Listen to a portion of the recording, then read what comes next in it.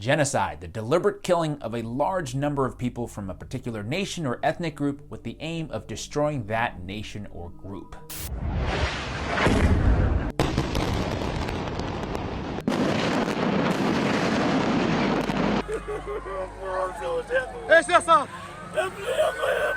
Seems exactly like what's going on with Palestinians in Gaza right now. As of October 23rd, 2023, in the course of about 2 weeks, Israeli military have killed more than 5,000 Palestinian civilians in Gaza and have injured more than 15,000 more.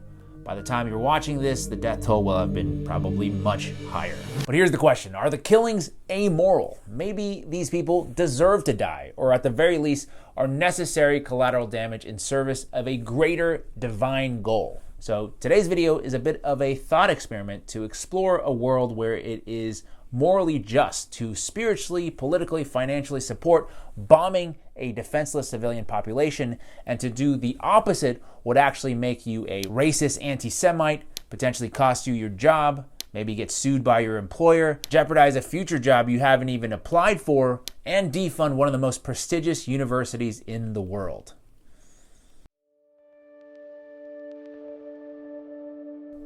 In the same day, the Lord made a covenant with Abraham, saying, "Unto thy seed have I given this land, from the river of Egypt unto the great river, the river Euphrates." This passage from Genesis imbues the belief that God has set aside the land that is modern-day Israel for the Jewish people, and that their God-given right to the land dates back almost 4,000 years when God told Abraham to leave his homeland and go to a land that I will show thee. Today, Israeli Jews across the religious spectrum strongly support the idea of Israel as a Jewish state and a homeland for Jewish people around the world.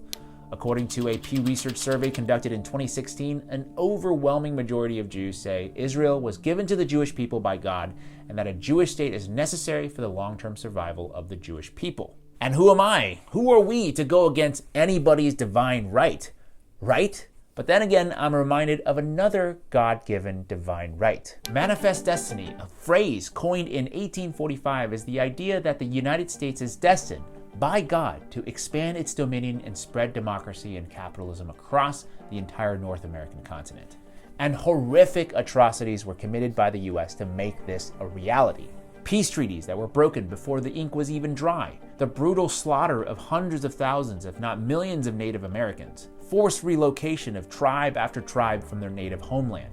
Between 1776 and 1887, the United States seized over 1.5 billion acres from America's indigenous people. Was this good, bad? I guess it depends on who you ask, but in general, I think it would be hard-pressed to find anyone in mainstream politics or society today who would go out and, say, publicly praise the Trail of Tears as some sort of US domestic policy victory. What I'm getting at is Israel seems to be facing a similar dilemma in that their God-given land inconveniently was already home to someone else.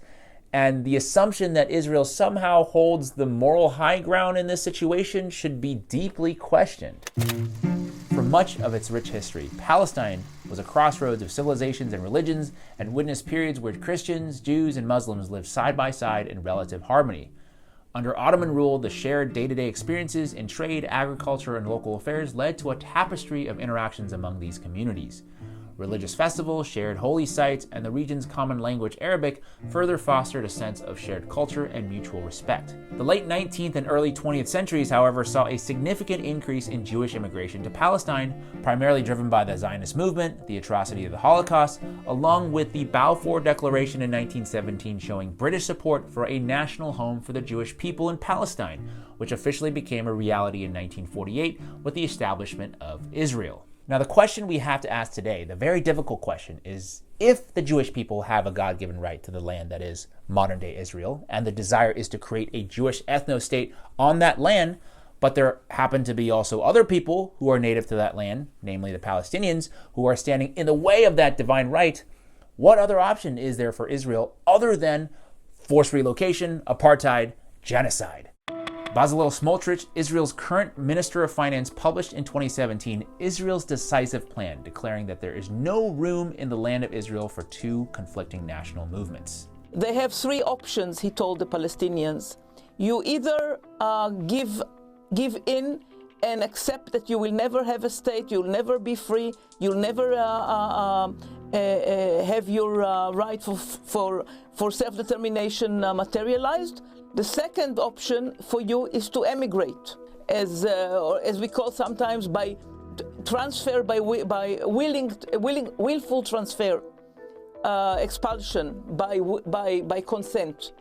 And the third option, if you don't agree to give in, and if you don't agree to emigrate, and you resist, the Israeli army will know what to do with you. I guess it looks like we're on stage 3. Right now, Israel's lack of a plan or strategy beyond blowing Gaza to smithereens is perhaps indicative that that is the extent of their goal. No more Palestine as we know it. I have to say, the most challenging part of this discourse is contending with the reality that a group that was once oppressed and still is oppressed in many ways can at the same time be the oppressor.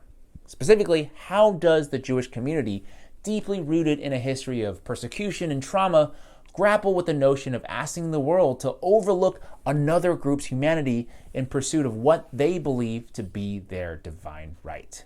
That's it for me this week. Let me know how you guys are processing all of this. I'd love to chat.